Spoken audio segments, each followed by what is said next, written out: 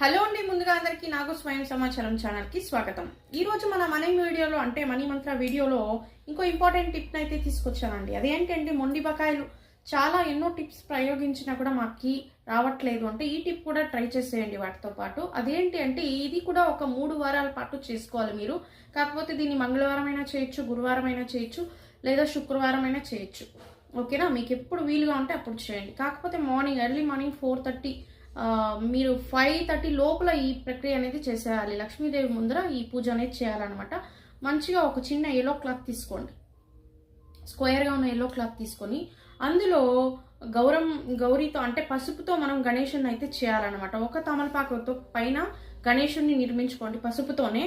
తర్వాత ఆ గణేషుని ముందు 2 తమలపాకులు, 2 నోమ వక్కులు అంటే గోటక్కులు అంటాం కదా, పెద్ద సైజులో ఉంటాయి.